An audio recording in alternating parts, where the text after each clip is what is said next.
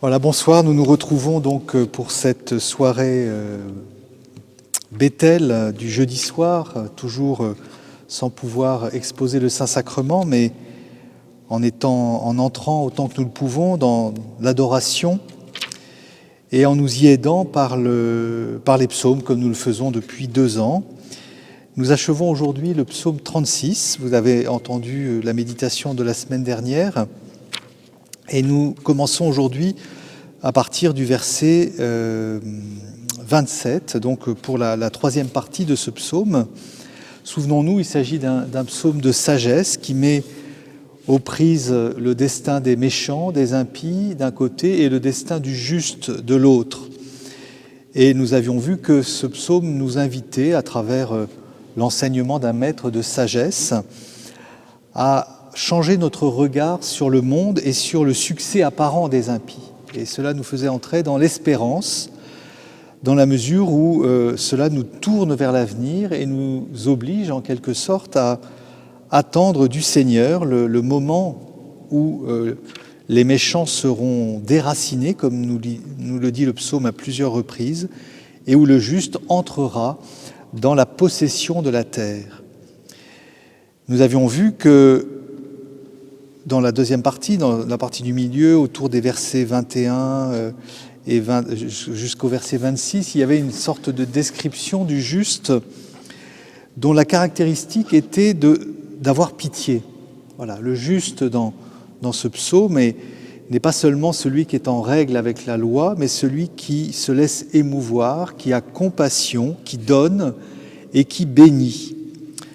Et cette dimension du juste, assez nouvelle dans le psaume, bien sûr, nous trace de manière figurative et prophétique le visage du Messie, ce juste qui ira par pitié, par compassion pour les hommes, jusqu'à souffrir le rejet et la persécution.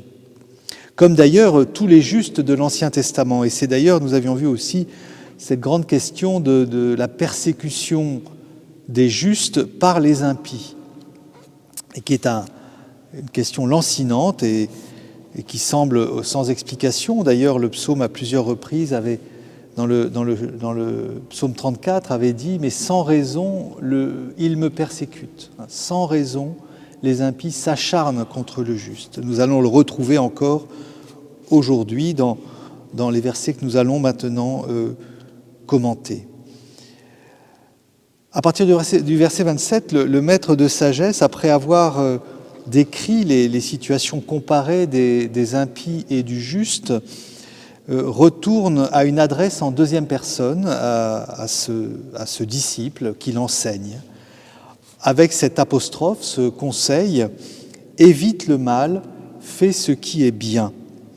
Voilà, il y a quelque chose là d'assez nouveau, mais en même temps cette parole, pour nous, elle est très, très ancienne, puisque nous la connaissons, nous la prions, elle est très connue, nous la lisons à plein d'endroits dans la liturgie.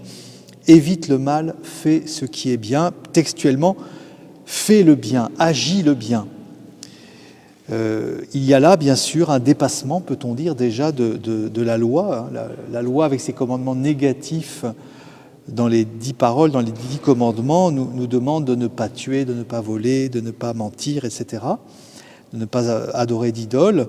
Mais la fidélité véritable à la loi ne consiste pas seulement à éviter le mal, mais à faire le bien. Et ça, seul l'homme doué de compassion, l'homme doué de pitié, peut agir et faire du bien à autrui. Voyez-vous, je l'avais déjà dit, dans une méditation précédente, la fidélité à la loi ne consiste pas à faire un bien abstrait qui aurait été écrit sur les tables de la loi.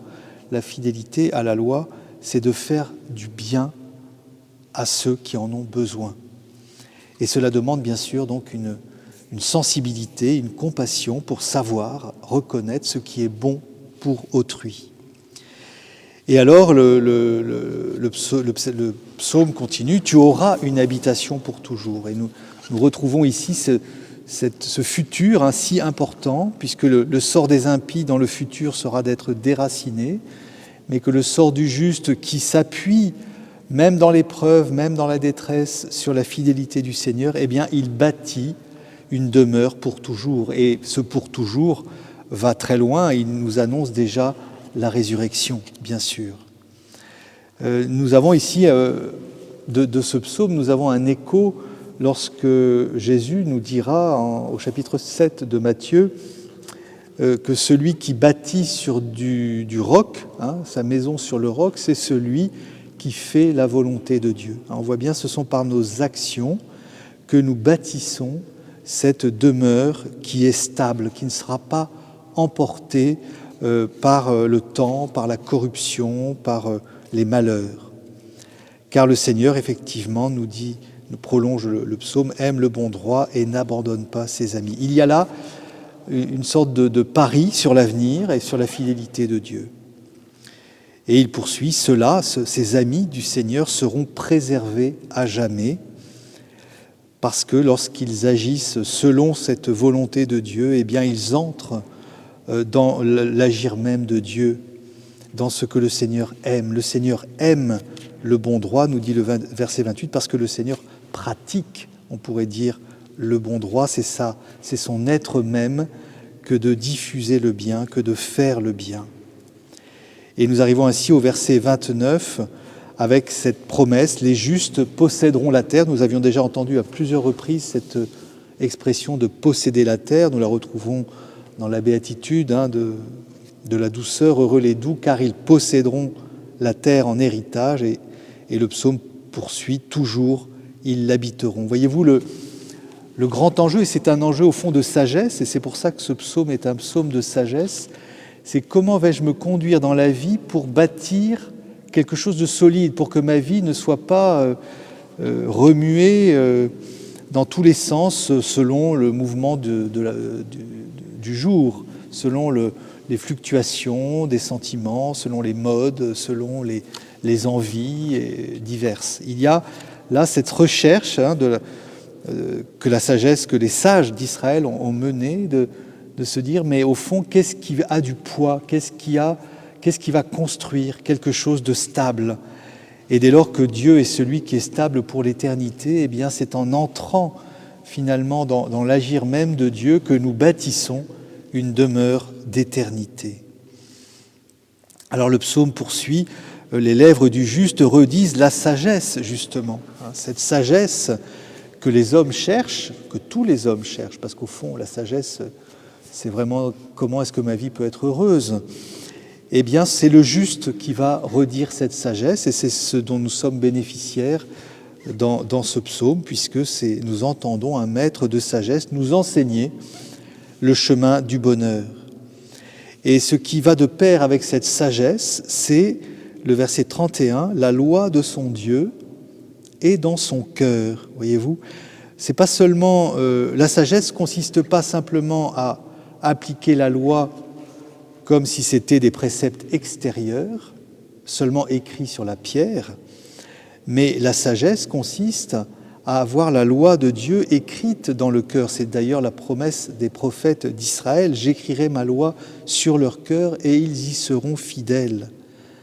Et donc la véritable sagesse, c'est que cette loi de Dieu ne soit pas des préceptes extérieurs, mais le mouvement même du cœur. Et ce mouvement du cœur, lorsque c'est vraiment la loi de Dieu qui y est imprimée, eh bien c'est d'entrer dans le projet de Dieu, dans son agir qui veut le bien de l'homme.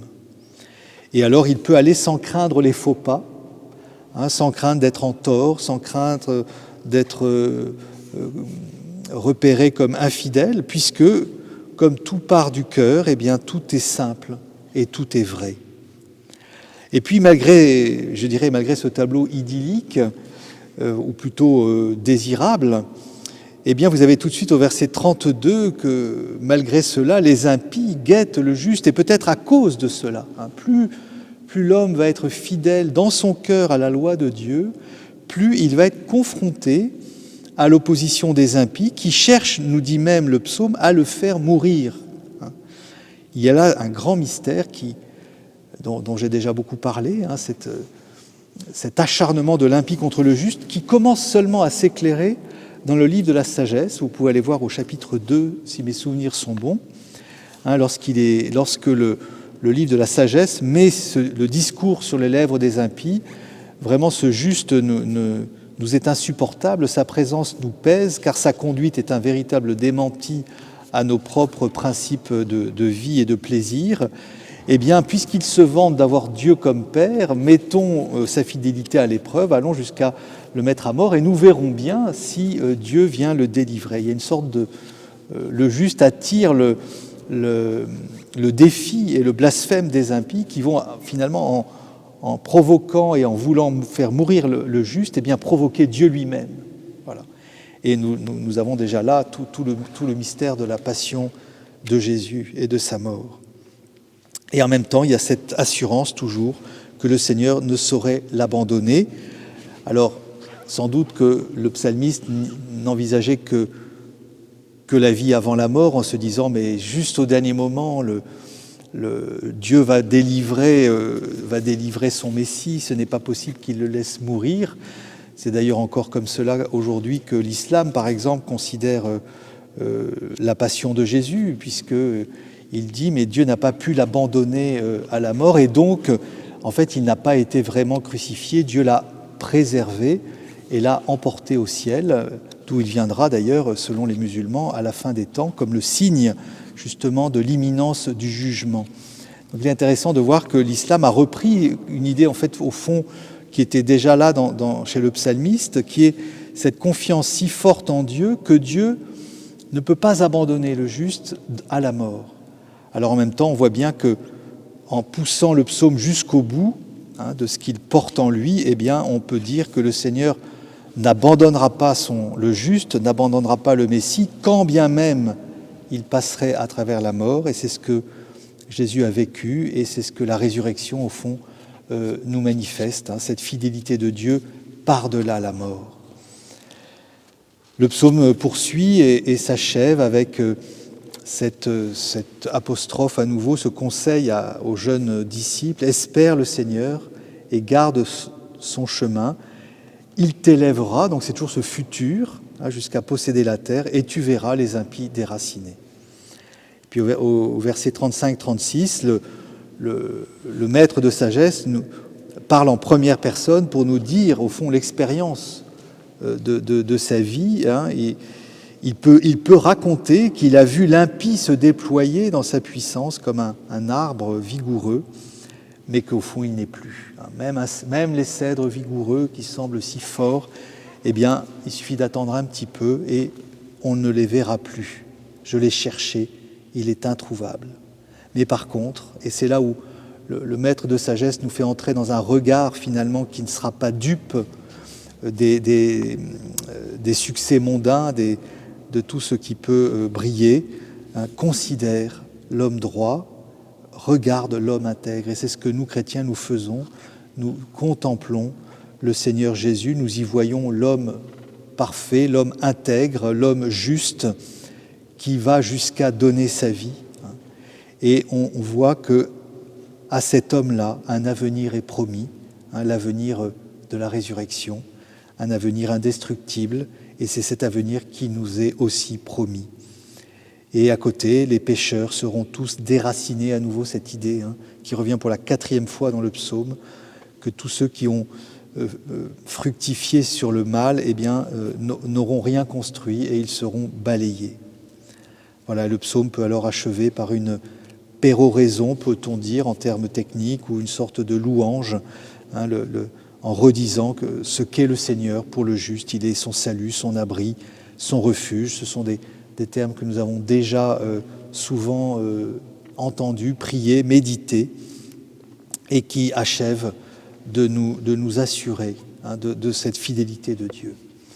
Voilà, la semaine prochaine, nous ne nous retrouverons pas pour cette soirée du jeudi, puisque ça sera le jeudi saint, nous serons dans la semaine sainte, et j'espère que nous pourrons être en communion à travers les vidéos qui vous seront proposées, et puis surtout en communion par la prière dans cette semaine sainte très particulière que nous vivrons en communion les uns avec les autres.